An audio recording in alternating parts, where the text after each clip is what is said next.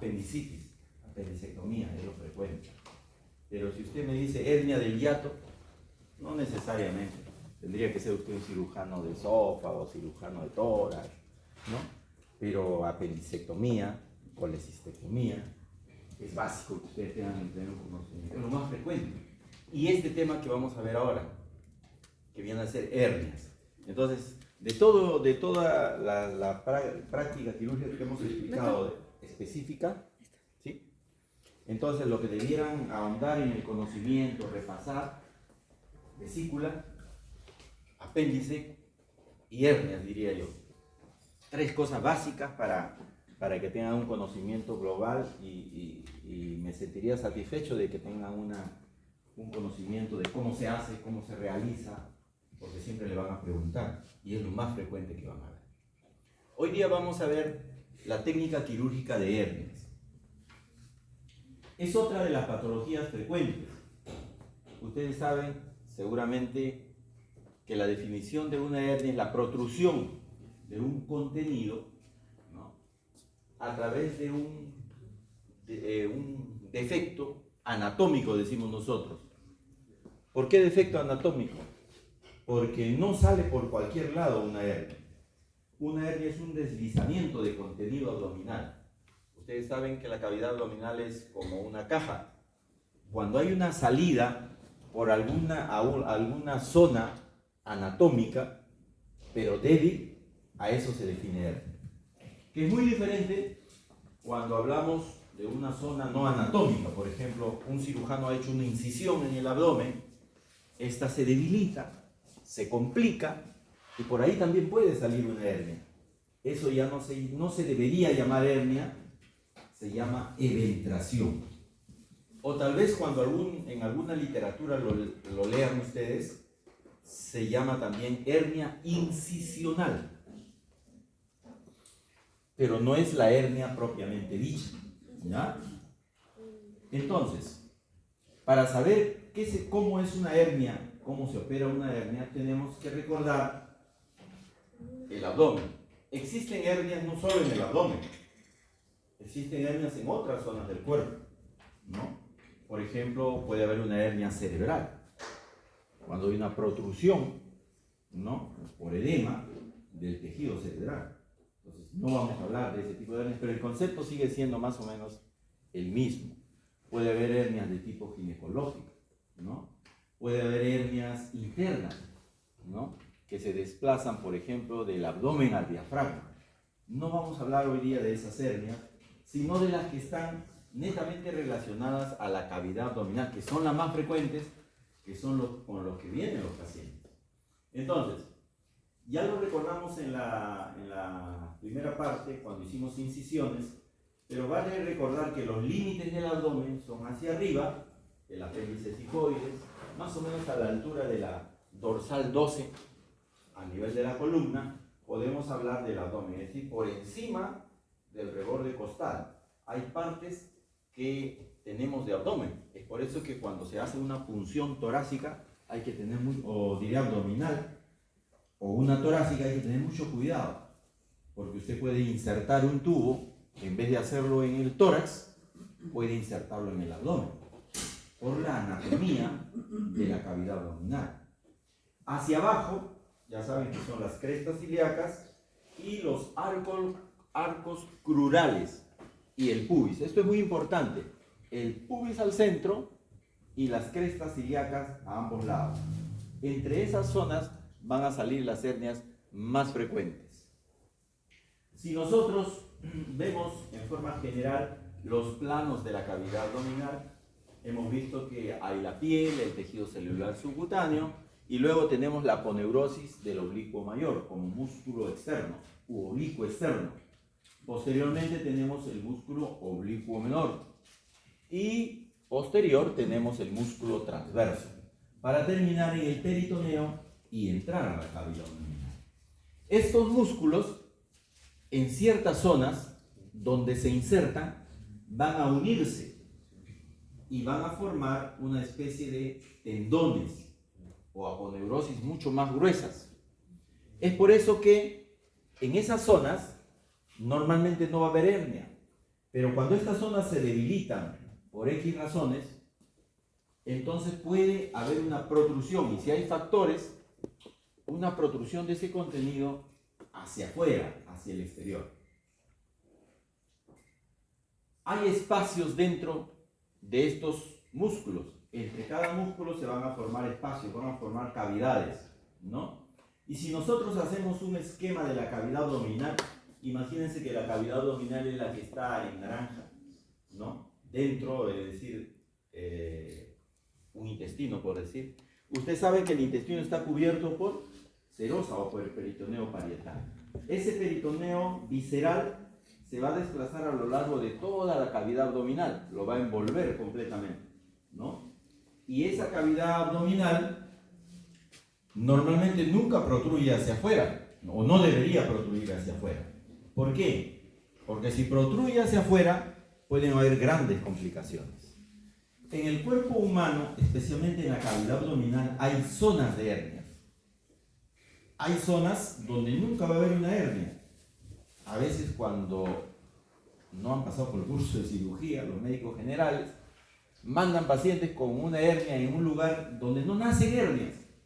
Hay una tumoración y lo mandan al cirujano pensando que es una hernia. Tan solamente con la anamnesis usted puede saber si la tumoración que tiene es una hernia o no. Entonces, las más frecuentes, por lo general, son en la línea media y en las líneas oblicuas.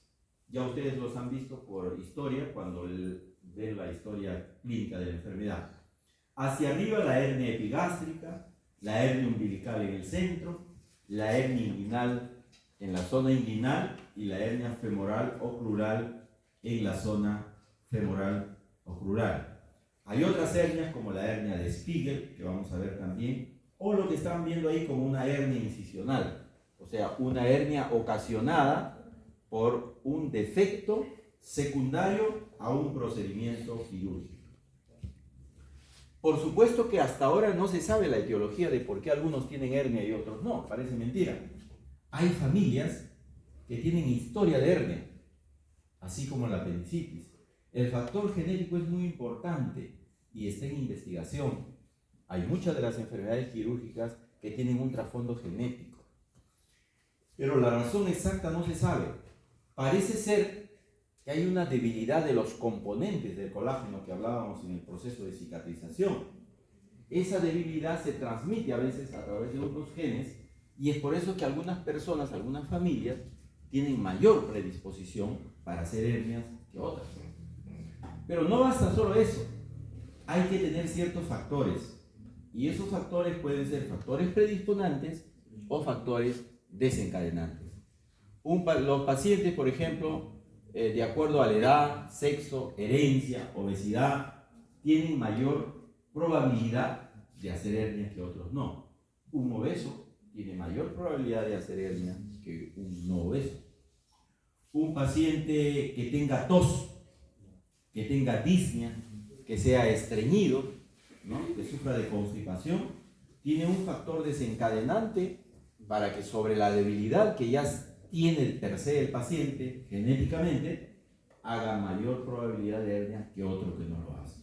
Si está en trabajos forzados, no que eso le produzca la hernia, no es que yo no voy a hacer trabajos forzados para no tener hernia, así no es. Tiene que haber previamente un defecto. Si no, usted puede ser muy delgadito, muy flaquito, muy flaquita y nunca hacer hernia. Y otro que es muy fortachón, musculoso, va al gym y hace deporte, hace hernia. Toda hernia en forma general tiene partes y son muy importantes saber las partes para el tratamiento quirúrgico. Esas partes están acá esquematizadas como la protrusión que sale de la hernia se llama saco, porque es como una bolsa. Es como una bolsa. Cuando ustedes ven, se ve como una tumoración que protruye hacia afuera.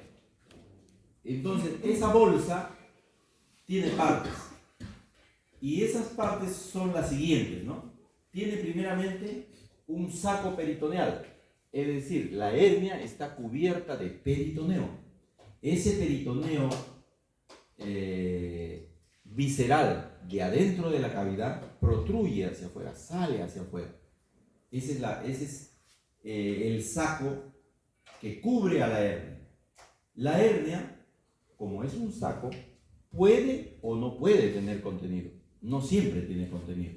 A veces el saco puede estar vacío. Por lo general, tiene contenido. Ese contenido puede ser diferentes órganos que están dentro de la cavidad abdominal, ¿no? Puede ser el epito, puede ser el yeyuno, el ilio, el colon, hasta la vejiga se puede desplazar a través de una hernia. Y ese saco tiene una parte más delgada y una parte más ancha. La parte más delgada es la que está proximal a la pared. Esa se llama cuello del saco. Ese cuello es muy importante porque a través de eso va a salir la hernia y va a producir la complicación en esa zona justamente, porque va a ajustar y va a producir isquemia de las estructuras que van a pasar a través del cuello. Nosotros vemos en ese esquema la pared abdominal, cómo se ha debilitado y el peritoneo sigue saliendo hacia afuera. Forma un saco interno que está compuesto por peritoneo y por todas las capas, especialmente celular subcutáneo y piel, ¿no? Pero que dentro puede tener, por ejemplo, en este caso, el intestino. En el saco, en el cuello del saco, se va a producir la presión.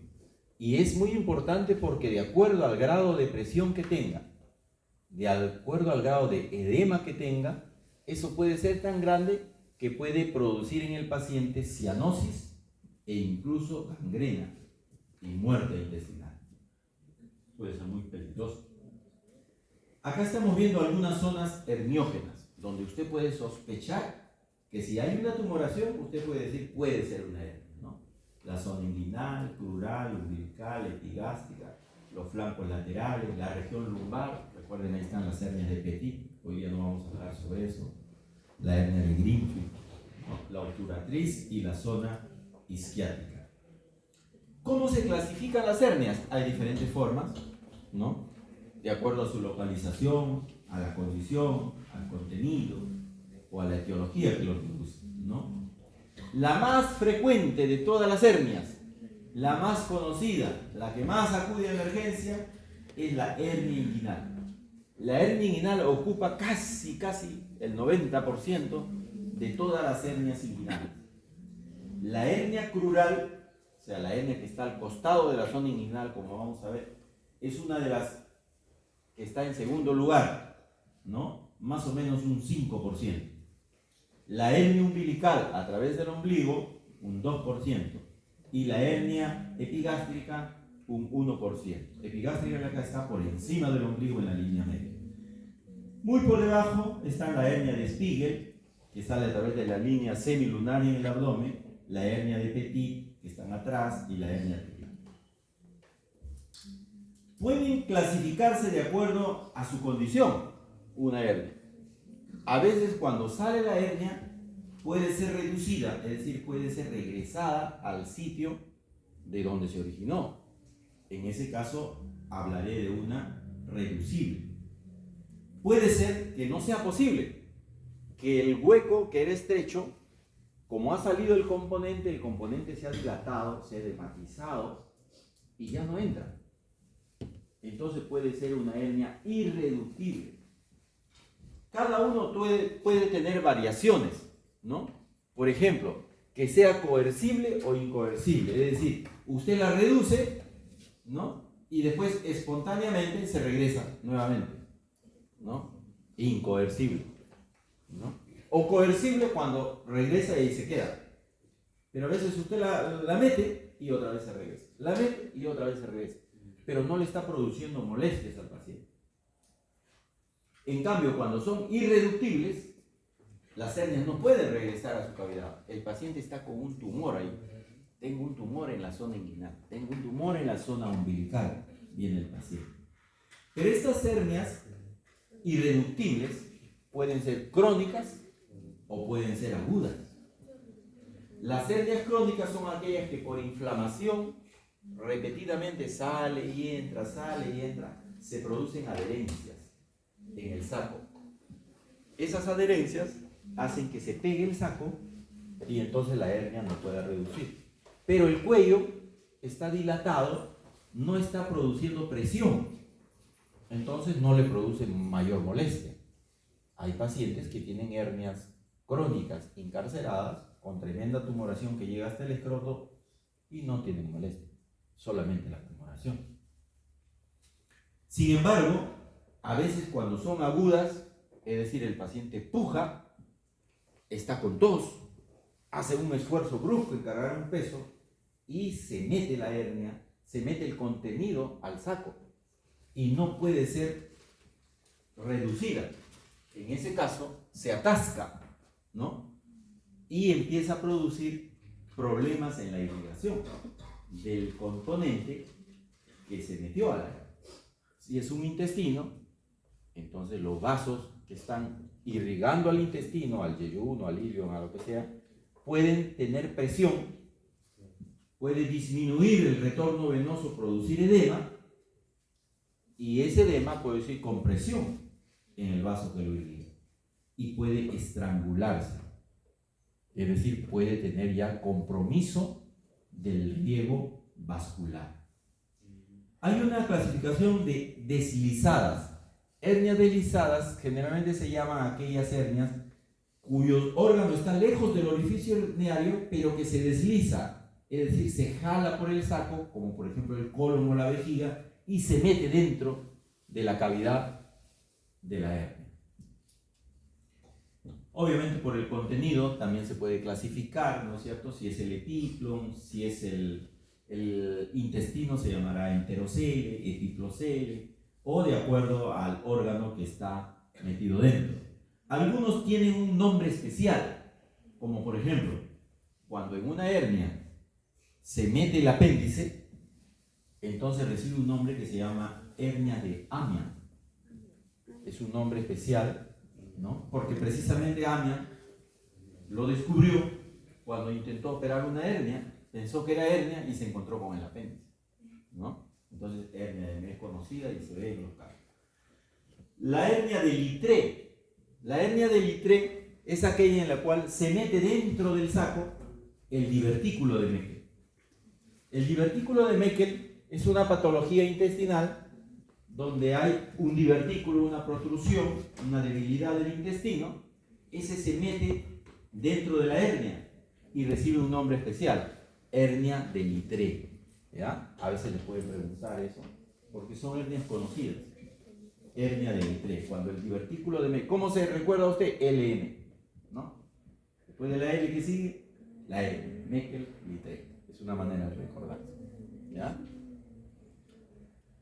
También por su etiología, ¿no? Hay hernias congénitas, niños que nacen con hernias, ¿no? Con hernia umbilical, con diastasis de recto. Hay otras que pueden ser adquiridas a lo largo del tiempo. Si es un obrero de las minas que tiene cierta debilidad, a medida que pasa, puede desarrollar una hernia. O recidivada. Hay hernias que se han tratado quirúrgicamente y vuelven a salir. En ese caso estamos hablando de una hernia recidivada. La clínica, ya saben que a veces no da ningún síntoma. Los síntomas o los signos van a ser una tumoración que protruye al esfuerzo, cualquier forma de esfuerzo o maniobra de Valsalva, y usted va a notar que hay un aumento de la tumoración. Es un signo ineludible de hernia. Puede o no haber dolor. Cuando es aguda, puede haber dolor. Cuando no es aguda, cuando es crónica, por ejemplo, no duele, ¿no? Puede haber en las hernias complicadas, cuando se atascan y se estrangulan, se produce isquemia, se produce gangrena y el paciente puede llegar hasta una peritonitis porque se produce una perforación del intestino, produce peritonitis generalizada, produce sepsis, shock séptico y el paciente se muere por una simple hernia. Entonces, ¿cómo diagnosticamos y cómo tratamos la hernia? En semiología ya lo han visto ustedes, cómo se examina una hernia, cómo se trata, cómo se diagnostica. A través de la anamnesis se le pregunta al paciente todos los datos que estamos describiendo, ¿no? Se le interroga y se examina, por supuesto. Hay que examinar la tumoración, qué características tiene. Y por último, todo tratamiento de la hernia en la actualidad es quirúrgico. No hay tratamientos médicos, ¿no? No hay que le ponga un solcito con faja y con eso va a mejorar. Hacen a veces cuando tienen hernias umbilicales, la mamá le pone un solcito, o algunos se ponen unos bultos en la región inguinal, unas pelotas, y con eso tratan de presionarlo. No. El tratamiento de la hernia inguinal es quirúrgico. Es quirúrgico. ¿Qué hay que hacer? Hay que tratar el saco, hay que tratar el contenido y hay que realizar un refuerzo de esa debilidad o de esa pared por donde salía la hernia. ¿Ya? Muy bien. Para poder nosotros entender cómo se hace la técnica de la hernia inguinal, hay que conocer algunas cosas. Por ejemplo, ¿cómo se forma? Vamos a empezar por la hernia umbilical. ¿Cómo se forma la hernia inguinal? Ustedes saben que hay un conducto inguinal normal. Todos tenemos un conducto inguinal, las damas también. A través de ese conducto inguinal, es un conducto, es como un tubo, ¿no? Por donde normalmente no pasan las vísceras. Es cierto que hay una comunicación porque llega hasta la zona del testículo o en las damas el ligamento redondo que ya se ha prácticamente no va a haber el ligamento redondo, entonces llega hasta la zona púbica formando ligamentos. No pasan los intestinos, no pasa el componente. En la zona inguinal hay un complejo donde hay un anillo inguinal interno, ¿no? Ustedes van a ver en la parte negra que está ahí, donde dice C, es la zona inguinal. Esa zona inguinal tiene una zona de debilidad, por así llamarlo, donde está conformada por el músculo recto, como ustedes van a estar viendo ahí el recto, hacia el lado derecho, para los que están acá, para los que están ahí el lado izquierdo, está el ligamento inguinal, ¿no? Ligamento inguinal, y en el centro, en el B, hay como un hueco, donde solamente está la confluencia de las aponeurosis. Cuando esa zona es débil, ya dijimos por qué razones, o tiene factores predisponentes o factores desencadenantes, esa zona puede ser un asiento de hernias. Y entonces, a través de ese conducto que está débil, miren, ahí hay un conjunto de 3 músculos, oblicuo mayor, oblicuo menor y transverso. El músculo oblicuo mayor y el músculo oblicuo menor van a formar una capa en esa zona y van a formar lo que se llama el anillo inguinal interno, que no se ve, que está acá adentro y que ustedes lo pueden ver. El transverso no se une con los dos, sino pasa por detrás y también forma un arco donde forma un anillo, que es el anillo inguinal interno. Ese anillo inguinal interno tiene como una especie de fuelle, donde abre y cierra, de acuerdo, si yo pujo se cierra, si yo no pujo queda normal. Cuando hay esa debilidad, a través de ese conducto va a pasar el contenido, mire, desde arriba del intestino se va a desplazar por ese conducto y va a salir en la zona inferior que ustedes se pueden palpar en la casa, que se llama el anillo inguinal externo. El externo es esta zona donde ustedes están viendo al final, en el pubis, al lado derecho. Y ahí es donde se va a palpar la tumoración. Ese anillo inguinal externo nos va a permitir examinar al paciente y saber que se trata efectivamente de una hernia. Entonces, ¿pero por dónde ha pasado? Por esa debilidad que se ha producido en esa zona inguinal. Entonces, ese orificio inguinal superficial, el que está fuera, o externo también se llama, está conformado por ligamentos, está conformado por aponeurosis de estos músculos que hemos hablado. Y normalmente en el conducto inguinal, ahí está en el hombre por ejemplo, pasa el cordón espermático y está rodeado por el cremaster. En la mujer, el ligamento redondo. Y en ambos van a haber nervios y vasos, por supuesto, que están pasando por ahí. Por ejemplo, que van al testículo, ¿no? Hay maneras de poder examinar una hernia. Una de ellas, estamos recordando porque es bueno recordar para poder ver el tratamiento, entender el tratamiento quirúrgico, es examinar por el dedo en la zona del anillo inguinal externo. Se coloca el dedo y se pasa el dedo y uno puede palpar si hay o no una tumoración. Se hace pujar al paciente para que el paciente al pujar usted va a sentir cómo se desplaza el contenido. Claro, usted no puede saber si es epíclo, si es hernia, si es vejiga, si es colon, pero puede sentir en el dedo que se está desplazando algo y va a tocar el dedo, ¿no es cierto? Eso nos permite incluso definir si es directa o indirecta, como vamos a ver después. La hernia inguinal, cuando protruye, cuando sale, va a producir molestias, dolor cuando produce bruscamente. Y entonces, uno de los tratamientos antes de la cirugía por emergencia es la reducción. Todo paciente que tiene hernia y viene por dolor en menos de 6 horas, siempre se intenta primero reducir la hernia, regresarla a su componente, no operarla de inicio, porque siempre los riesgos, recuerden que hemos hablado en la primera parte, los riesgos de operar a alguien de emergencia se elevan comparado al paciente que se prepara en forma electiva. Entonces, si la hernia se encarceló, no es reducible en forma aguda en menos de 6 horas, se intenta reducir. Si el paciente tiene más de 6, 8 horas, 12 horas, un día, tiene signos de dolor, fiebre, sepsis, reacción peritoneal, nunca se reduce la hernia. ¿Por qué? ¿Por qué?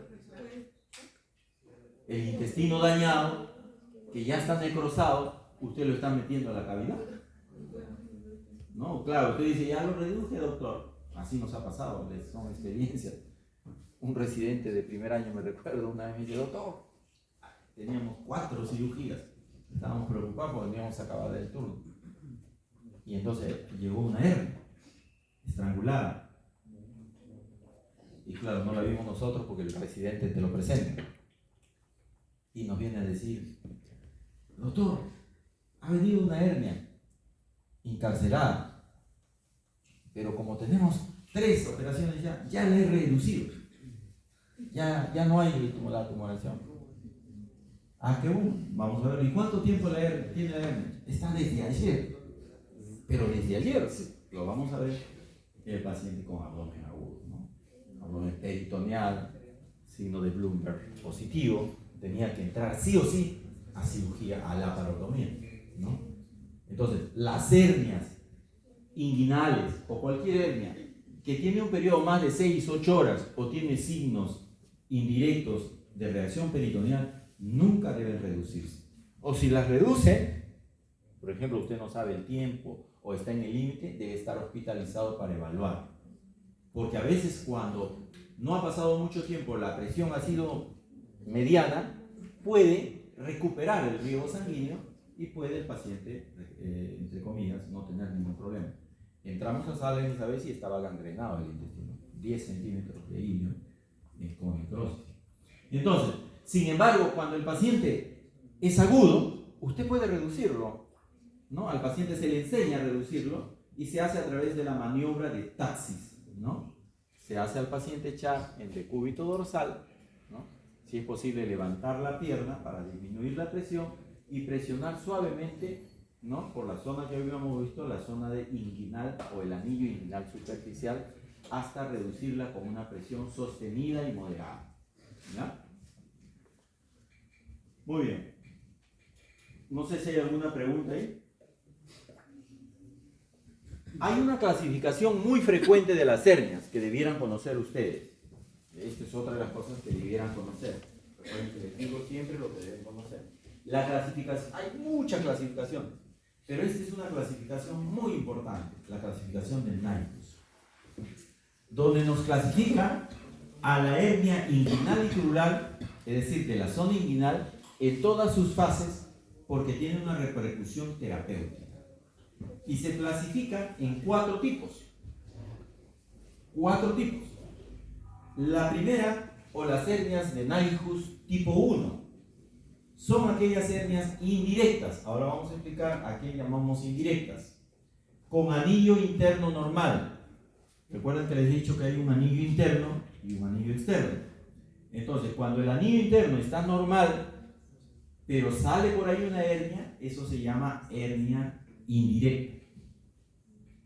Puede ser que ese anillo por donde pasan las estructuras esté débil, esté dilatado.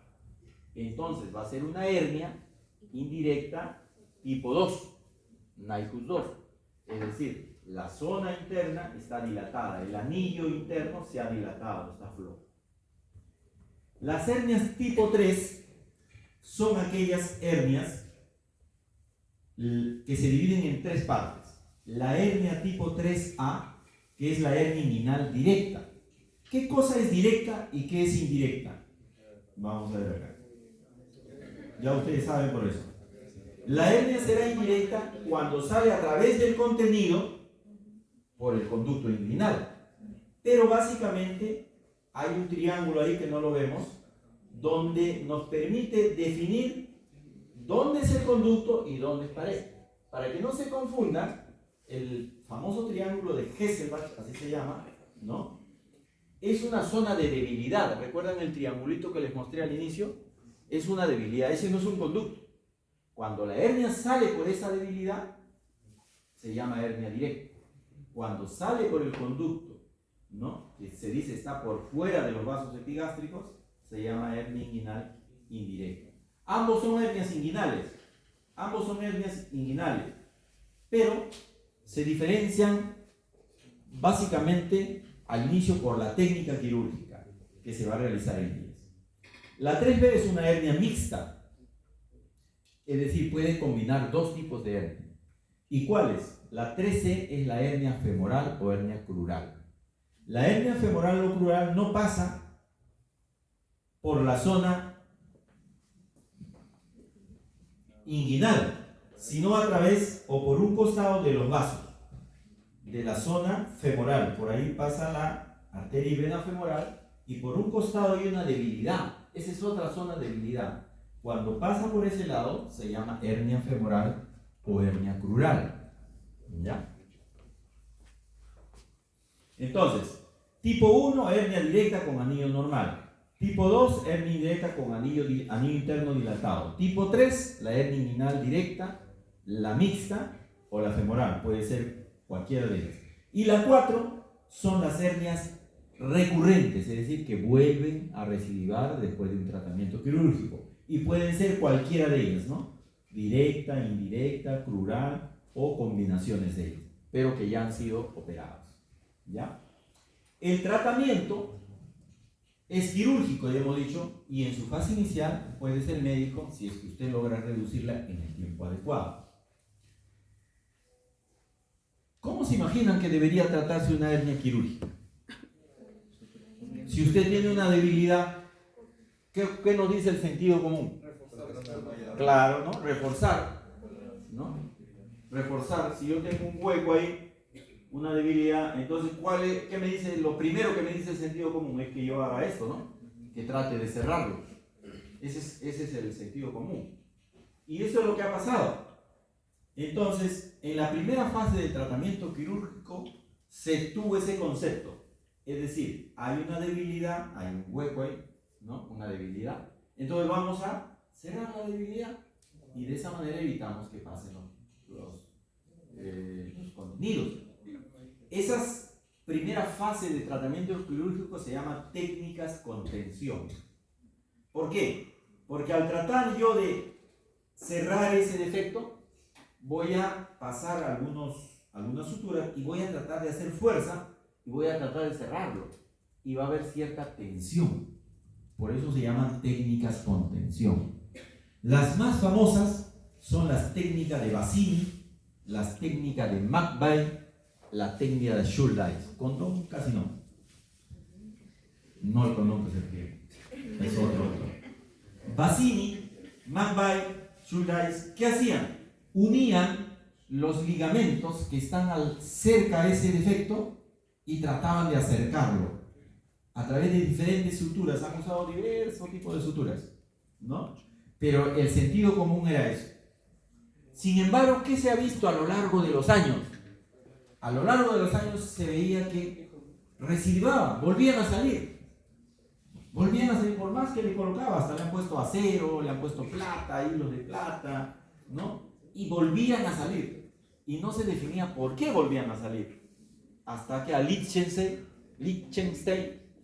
se le ocurrió decir, debe ser porque como es una zona de defecto con debilidad, yo estoy colocando puntos en una zona defectuosa, en una zona débil.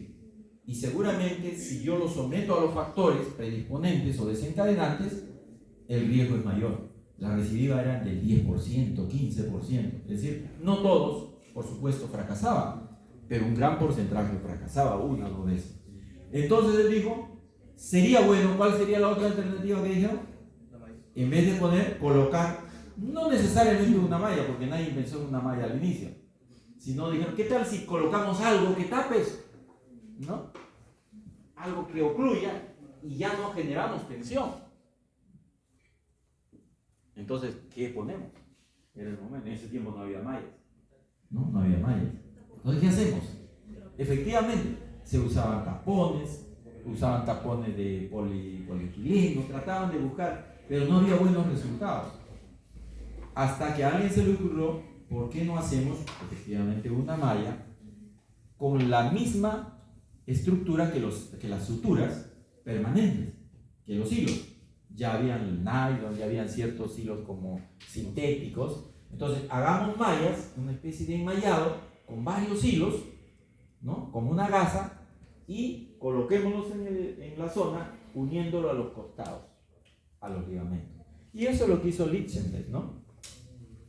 Y eso se llama técnica de Liechtenstein o tratamiento de la hernia sin tensión, porque no se genera tensión, se coloca una malla. Hay diversos tipos de mallas, es una clase solo para explicar los diferentes tipos de mallas, ¿no? Diferentes tipos de mallas, pero la más frecuente es la de polipropileno. Ustedes ven que hay las suturas, cuando han explicado, hay un hilo que es de prolene, ¿no es cierto? Entonces, varios de esos hilos forman una malla y tiene la ventaja que no produce reacción, no lo rechaza el cuerpo humano, y esa malla se queda permanente en la zona del paciente. Esas se llaman técnicas sin tensión. Hay varios tipos, ¿no? Liechtenstein, tapón, es decir, en vez de hacer una malla puesta en esta zona, hago una malla y formo un tapón, y el tapón lo coloco en esa zona. Esa es la hernia con tapón. Y hay otra técnica que se llama estopa, en el cual se pone una malla grande y se tapa toda la zona donde hay defecto.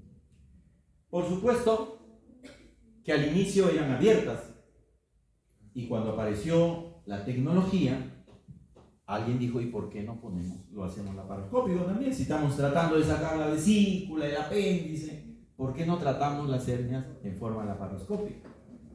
Y se inició la era de la cirugía laparoscópica de hernia, colocando las hernias primero, como ustedes van a ver entonces, si este es el defecto, entonces voy a colocar una malla. Pero hay dos posibilidades de colocar la malla ahí. ¿Dónde creen que se podría poner la malla? Porque la cirugía es eso.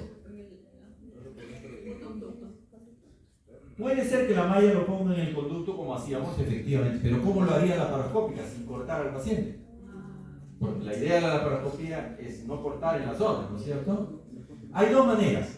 Puedo colocar la malla por delante entre los músculos, ¿no? Entre los músculos delante de esa aponeurosis, ahí puedo colocar una malla. Esa se llamaría malla anterior. O puedo colocarla dentro de la cavidad abdominal, donde nace el conducto interno. Entonces, por dentro de la cavidad abdominal. Entonces, hay dos maneras de operar la cirugía laparoscópica. Puedo operarlo entrando a la cavidad abdominal. Imagínense que está la cavidad abdominal y la malla lo pongo por dentro, por donde iba a salir el intestino, por donde iba a salir la vejiga. Y la otra manera es colocándola por afuera, por la parte inferior. Entre los músculos coloco o deslizo una malla y la fijo con diferentes estructuras. Al inicio se fijaba con suturas, con grapas, y últimamente se está usando pegamentos. ¿Está entendido eso? ¿Sí? Entonces, como toda cirugía, tiene que ser planeada, tiene que tener una táctica, una estrategia, ¿cierto? Entonces, lo primero que se hace en una hernia, sea cualquier tipo, es buscar el saco. Yo corto o ingreso por vía laparoscópica y tengo que buscar la tumoración. Ubico la tumoración y tengo que liberar esa tumoración o ese saco. Lo separo, por eso se llama sección y ligadura del saco. Cuando yo libero esa hernia, me voy a quedar con la bolsa.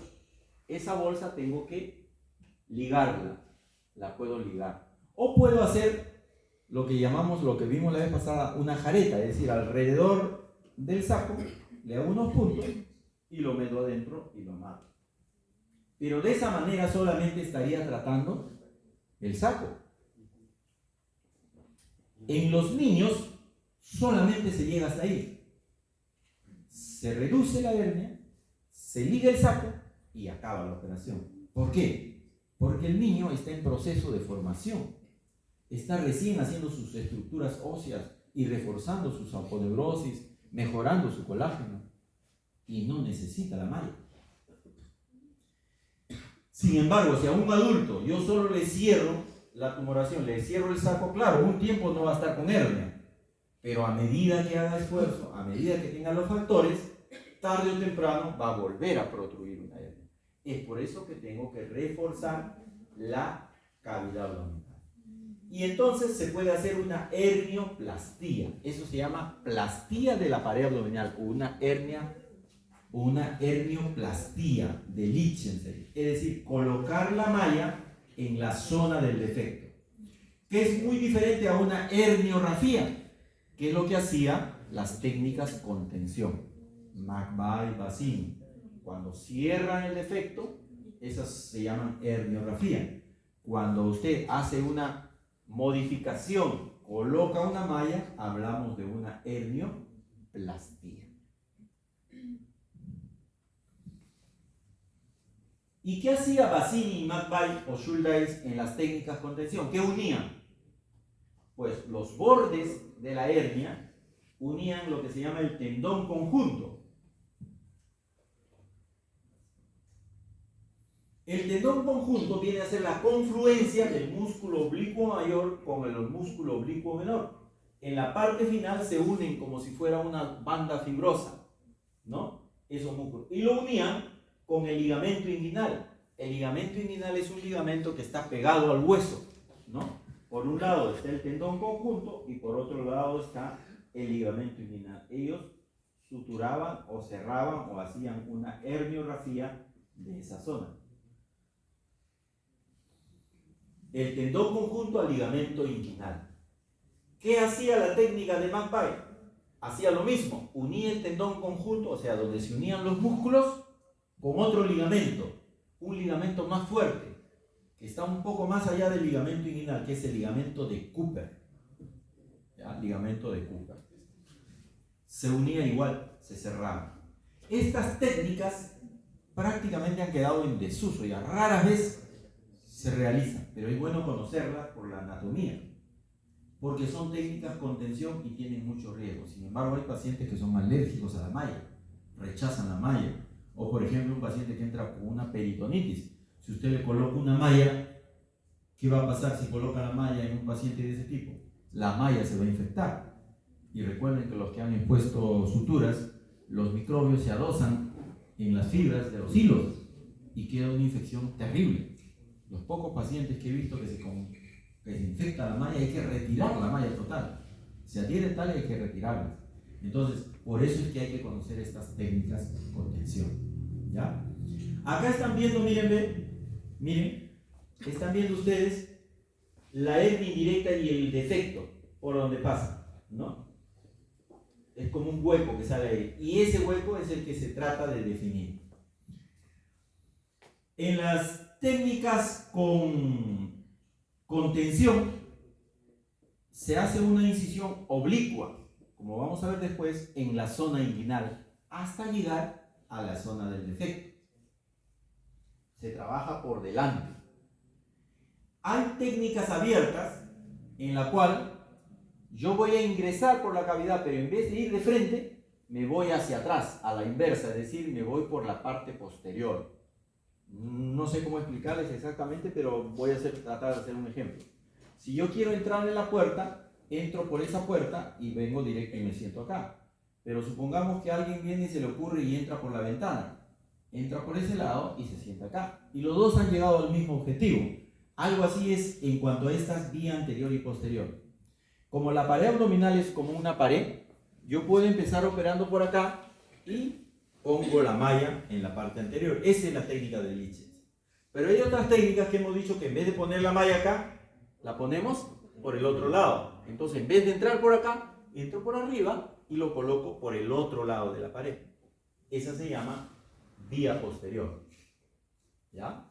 Tanto en abierta como en cirugía laparoscópica se puede hacer los dos procedimientos. Es decir, puedo colocarlo por delante, anterior, o puedo colocarlo por detrás, posterior.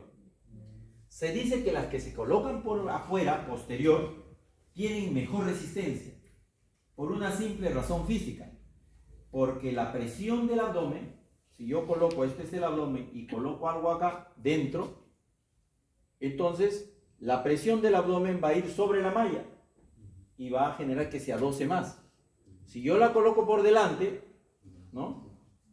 Va a estar con la sutura, pero la presión va a ser, no tiene dónde adosarse. La grasa, la piel no tienen fuerza. Por esa razón es que se prefiere colocarlo de preferencia en la parte posterior. ¿Ya? Pero ambas son buenas técnicas. Ya les expliqué más o menos esto. Por vía anterior hay que hacer una incisión oblicua, como si entrara a la cavidad abdominal hasta llegar al conducto inguinal. Llegando al conducto inguinal hay que tratar el saco, hemos dicho. Hay que reducir la hernia y hay que cerrar el saco. Y posteriormente, como tercera parte, hay que colocar una malla en la zona de tal manera que podamos nosotros asegurar que no vuelva a salir la hernia. Esta es una manera de ver la pared abdominal, pero desde adentro. Siempre vemos de acá hacia afuera.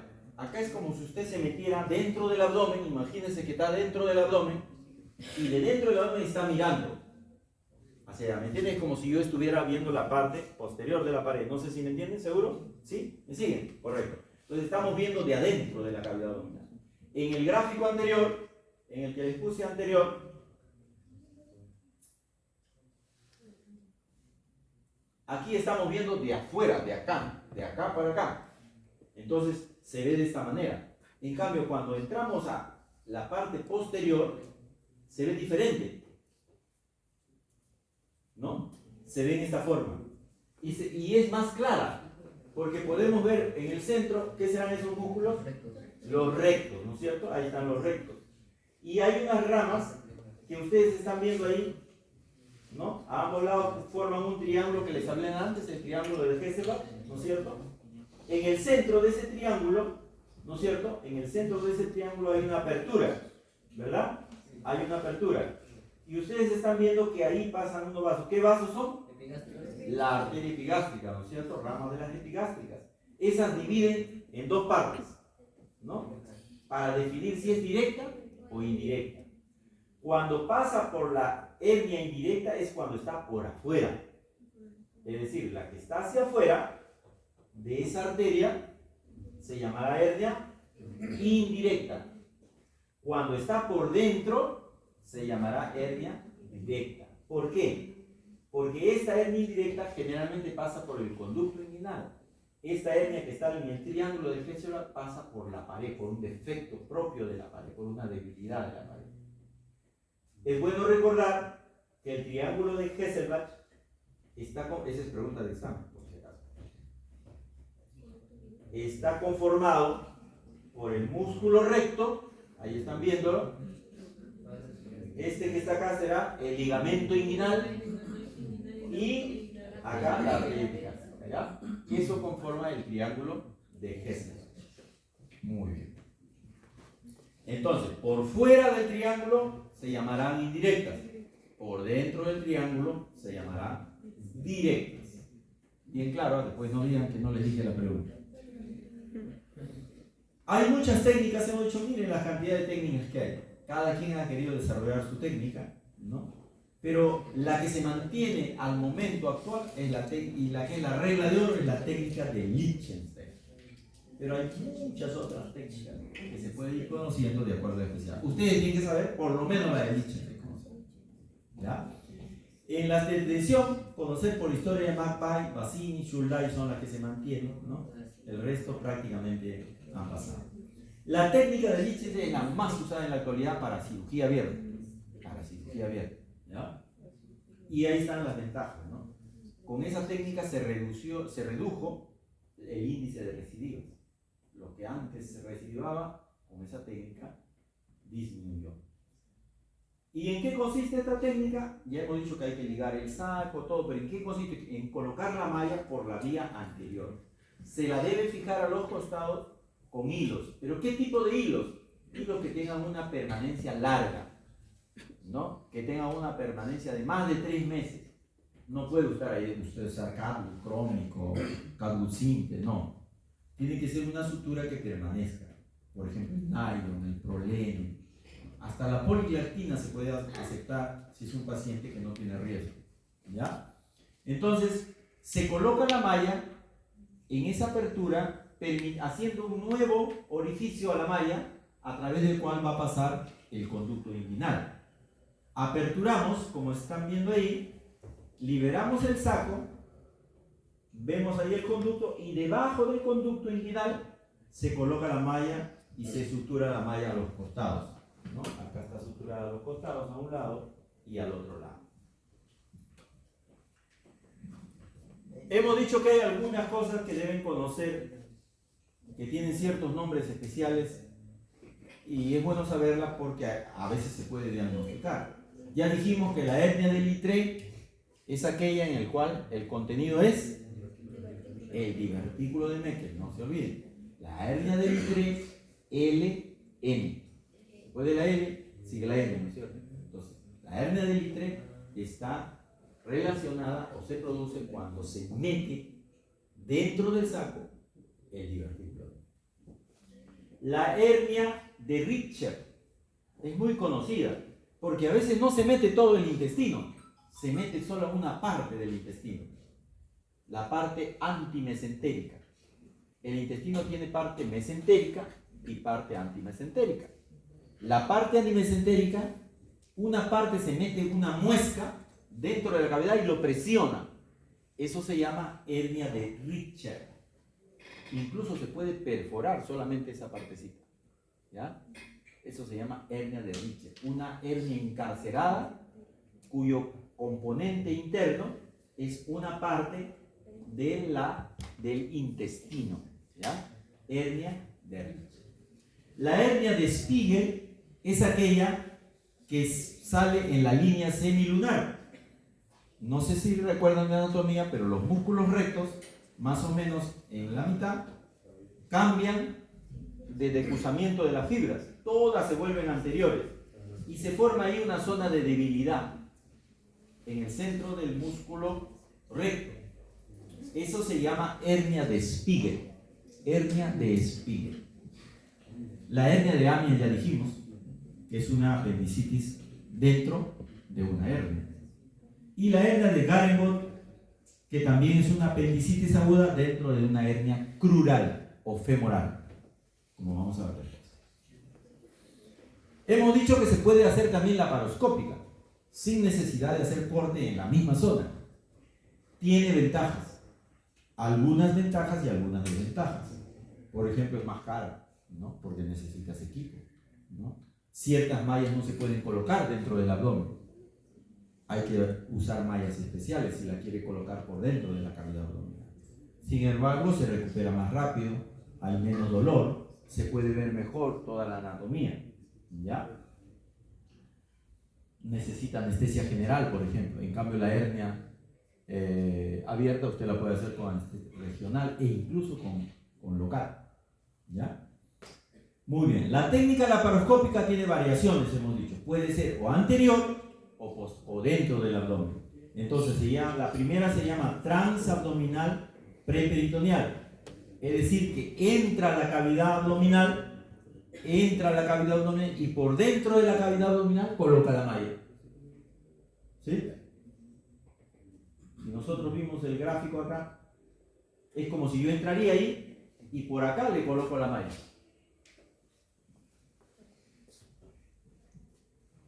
Esa se llama transabdominal preperitoneal. Y hay otra técnica donde no entra a la cavidad abdominal, sino en la misma pared, entre los músculos, desliza la malla sin necesidad de entrar a la cavidad peritoneal. Hay ventajas y desventajas por cualquiera de las dos, ¿ya? La recidiva puede variar hasta el 30% dependiendo de varios factores, dependiendo del paciente, dependiendo del estado en que estaba la hernia, por supuesto, dependiendo de la sutura que usó, del tipo de malla, hay diferentes tipos de malla y calidades de malla, y por último, dependiendo de la técnica del cirujano. Si no efectúa una buena técnica, si no hace un buen nudo, si no coloca bien la malla, puede recidivar en este caso. Puede haber complicaciones, puede haber infecciones, dolor, seroma, se acumula líquido porque la malla produce una reacción inflamatoria. Esa reacción inflamatoria produce líquido y a veces el paciente se opera y viene con una tumoración que no es la hernia, sino es el líquido que se ha acumulado. Puede haber dolor, si es que a veces se lesionan los nervios, puede haber dolor crónico, puede haber lesiones intestinales, si hace por dentro del abdomen puede perforar el intestino. La hernia femoral o pleural es parecida, la única diferencia es la zona por donde pasa. Mientras que la otra pasaba por el conducto inguinal, esta va a pasar por el conducto femoral. Y el conducto femoral es aquel por donde pasan los vasos femorales. Cuando esta zona está débil, está muy ancha, por ese costadito va a pasar. Es más frecuente en mujeres que en varones. ¿Ya? La hernia femoral o pleural, esa también es otra pregunta de examen incluso. Es más frecuente en mujeres. Cuando ustedes vean una tumoración en la zona inguino-crural y es mujer, ustedes piensan en una hernia femoral, en una hernia crural, porque es más frecuente. Pero no es la más frecuente. ¿La más frecuente cuál es? La hernia inguinal, tanto en mujeres como en hombres. Pero si hablamos de comparar, en los hombres es menos frecuente la hernia crural que en las mujeres. ¿Me están entendiendo? Siempre la hernia inguinal sigue siendo la más frecuente, sea hombre o sea mujer. Pero si comparamos entre hombres y mujeres, la hernia femoral se presenta más en las mujeres que en los hombres, por la estructura de la pelvis se aduce. El tratamiento es igual, de la misma manera, a diferencia de que como es otra zona, ya no se va a poner los puntos en la zona que nosotros hemos dicho, ¿cierto? ¿Por qué? Porque ahí pasan otras estructuras, ¿no? Otros ligamentos. La malla se coloca con mucho cuidado o se puede poner un cono entre los vasos para que esta pueda cerrarse. Las otras hernias, llámese la umbilical como por ejemplo, son defectos a nivel del ombligo. El paciente dice, tengo un bultito y ese bultito va creciendo y le sale como una pelotita en el ombligo. Esa es una hernia umbilical. Produce dolor y puede producir complicaciones si no se trata. El tratamiento de estas hernias depende del tamaño del anillo. Si el anillo es menos de 2 centímetros, pequeñito, entonces se hace la herniografía, o sea, se cierra con tensión. Si el defecto es mayor y el paciente tiene factores predisponentes, entonces podemos colocarle una malla en la zona de refuerzo de la pared. ¿Sí? Entonces por eso no voy a explicar más de lo que ya he explicado en el anterior. La incisión, hay diferentes tipos de incisión para el ombligo, pero la más recomendada en la actualidad es la incisión transumbilical, para que no le quede cicatriz hacia el paciente. Es decir, la cicatriz se queda dentro del ombligo. Hago una incisión en el centro del ombligo y a través de eso libero, busco el anillo y cierro el anillo, de preferencia con nylon, con prolene, polipropilene, ¿no? O coloco la malla entre las aponeurosis de los músculos, ¿ya? La hernia epigástrica es igual. Es una debilidad en la línea media ¿Por dónde? Por donde pasan los vasos. Donde pasan los vasos, perforan la aponeurosis, se genera una debilidad y ahí se va a producir una hernia llamada hernia epigástrica. Por lo general pasan el ligamento redondo, muy rara vez el intestino, pero produce dolor y el paciente a veces tiene que operarse porque le molesta mucho, le incomoda mucho. El tratamiento es el mismo, hay que abrir, hay que separar y hay que colocar un punto si es pequeña o colocar una malla si es muy grande o residual. Tanto la umbilical como la epigástrica también pueden hacerse laparoscópica por dentro del abdomen. Por dentro del abdomen puedo disecar y colocar una malla en la parte posterior. Ya dijimos que las hernias plurales son más frecuentes en las mujeres que en los hombres, ¿no es cierto? Puede haber hernias mixtas, es decir, que tengan inguinal y que tengan crural. Se llaman hernias en pantalón, porque parece un pantalón. Por un lado pasa por el inguinal y por el otro brazo pasa por la crural. Por eso se llama hernia en pantalón, ¿no? Las hernias pueden llegar a tal grado que puede, como esto, por ejemplo, donde el contenido pierde el regreso a su cavidad normal. Y hay que tratarlas porque puede ser altamente riesgoso en algunos casos, especialmente cuando son agudas. ¿Ya?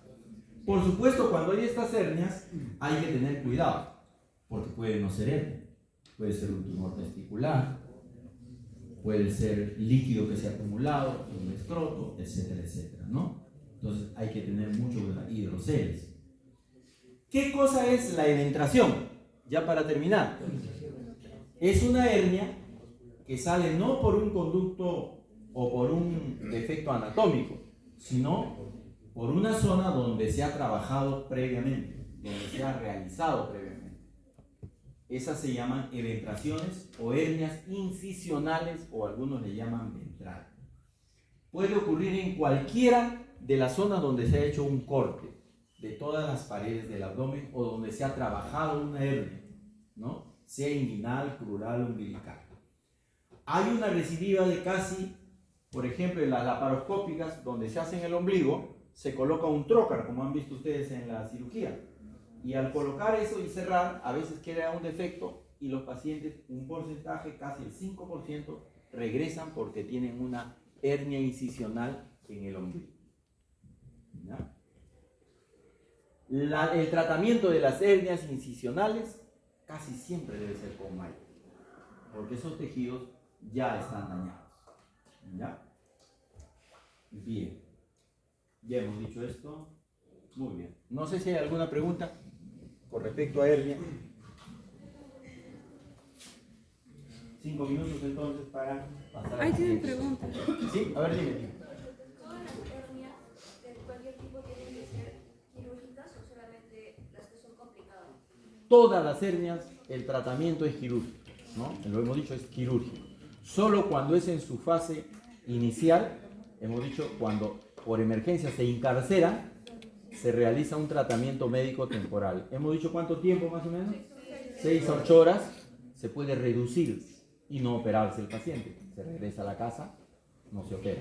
No se opera de emergencia, pero se le dice, ¿sabe qué, señor? Regrese al consultorio porque usted tiene que operarse. Otro día no se va a poder resolver la hernia y hay que operarlo de emergencia. Y no hay que hacer eso. Pero siguen siendo quirúrgicas. No han funcionado diversos experimentos que se han hecho. Se ha incluso realizado infiltración de colágeno directo en la zona de la hernia para tratar de poder resolver esto y hasta el momento no. Sigue siendo quirúrgico. ¿Ya?